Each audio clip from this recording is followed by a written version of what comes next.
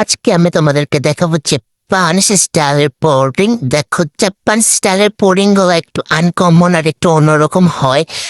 দেখাচ্ছে অন্যরকম করে বানিয়েছে। তারপরে এরকম ফ্রিজ খুলে একটা আন্ডা নিয়ে নিবা, না না আরেকটা আন্ডা নেই, এরকম দুইটা আন্ডা নিবা।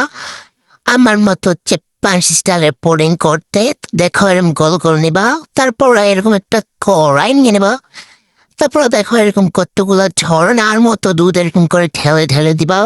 আবার এরকম লাড়াচাড়া করবা। তারপরে দেখো এখানে দেখো ফুটে ফুটে ফুটে ফুটে উঠে এসেছে। হ্যাঁ, ফুটে ফুটে উঠে এসেছে। তারপর এরকম আবার লাড়াচাড়া করবা। দেখো দেখো পরে যাচ্ছে না, পড়া নেই, আমি পরে ফু দিয়ে নিয়েছিলাম। তারপরে আবার এরকম লাড়াচাড়া করবা। দেখো কত সুন্দর করে চাকানা কাজটা লাড়াচাড়া করছি। হ্যাঁ, দেখো দেখো। তারপরে এরকম দুটা আন্ডা এরকম ফাটিয়ে নিবা আমার মতো। দেখো কত সুন্দর করে ফাটাচ্ছি। তারপরে এখানে 1 চামচ পরিমাণ চিনি দিয়ে দিবা। চিনি এরকম এরকম ঢং ঢং করে দিবা, বুঝতে পারছো? ঢং করে দিলে পুডিংটা অনেক বেশি মজা হয়। তারপরে এরকম করে আবার ফাটিয়ে নিবা। দেখো কত সুন্দর করে ফাটিয়ে নিচ্ছি আমি, ভালো করে চিনি দিয়ে দিয়ে। হ্যাঁ, তারপরে দেখো দেখো কত সুন্দর হয়েছে। তারপরে আবার এরকম দুধগুলার মধ্যে চাকানা কাজটা একটা লাড়া দিবা। তারপরে দেখো কত সুন্দর করে ডিমগুলা দিয়ে দিয়েছি, চিনিওয়ালা ডিম আর কি। তারপরে দেখো আবার সুন্দর করে চাকানা কাজটা একটা লাড়া দিবা।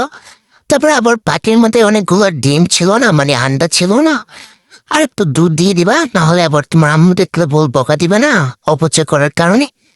তারপরে হচ্ছে গিয়ে আবার চিনি দিয়ে দিব 1 খুন্তি পরিমাণের, না না 1 খুন্তি দেই, বেশি দিলে মজা লাগবে। জাপানিজ স্টাইলের পুডিং। তারপরে দেখো আবার কি সুন্দর করে চাকানো কাজটা লাড়াচাড়া করছি। পাতালটাকে একটু সোজা করে নিয়েছি, দেখতে সুন্দর লাগবে। তারপর দেখো কি সুন্দর কালার এসেছে। এখন আমরা বানাবো ক্যারামেল। ক্যারামেলের জন্য নিয়ে নিচ্ছি চিনি। দেখো ক্যারামেল হয়ে গেছে। আমি ওইদিন বাসার মধ্যে পুডিং ওয়ার্ডটা খুঁজে পাইনি, তাই একটু বাটির মধ্যে করব। দেখো কি সুন্দর করে ক্যারামেলগুলোকে সেট করে নিয়েছি। তারপরে দেখো আমার ঠান্ডা হয়ে যাওয়া পুডিংগুলোকে সুন্দর করে এত সুন্দর কিউটি বাটির মধ্যে ঢেলে নিয়েছি।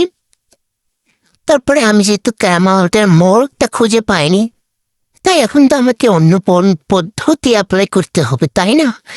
দেখো কি সুন্দর করে রেখেছি। তারপর ঢাকনা দিয়ে দিয়েছি। তারপরে কিছুক্ষণ পরে আবার ঢাকনাটা খুললাম। দেখো কি সুন্দর কালার এসছে। তারপর দেখো আবার খুলে দেখাচ্ছি তোমাদেরকে, একটু লড়াচড়া করবো এখন। দেখছো কত সুন্দর হয়েছে জাপানিজ স্টাইলের পুডিং। এখনো হয়নি আর কি। তারপরে আবার খুললাম। দেখো দেখো কি সুন্দর লাগছে না বলো? আর মাঝখান থেকে আমি খেয়ে নিয়েছিলাম, বুঝছো? ইন্দোরে খাইনি, কিন্তু আমি খেয়েছিলাম। তারপরে তারপরে কি করবো? ফ্রিজে রাখবো এখন। হ্যাঁ, হলো। কোথায় রাখবো? ডাস্টবিনের উপর রেখে দিই। তারপরে দেখো কি সুন্দর করে রাখতেছি আমি। তোমরাও সুন্দর করে ফ্রিজের মতো রাখবো, বুঝছো? তারপর দেখো কত সুন্দর কিউট বাটি না আমার। কি সুন্দর। তারপর একটা সুন্দর ঢাকনা দিবা, না হলে ফ্রিজের গন্ধ হয়ে যাবে না? এই দেখো আমার জাপানিজ স্টাইলের পুডিং। দেখো দেখো কি সুন্দর করে কাটতেছি আমি। আহ আহা, কত মজা রে, কত মজা। দেখ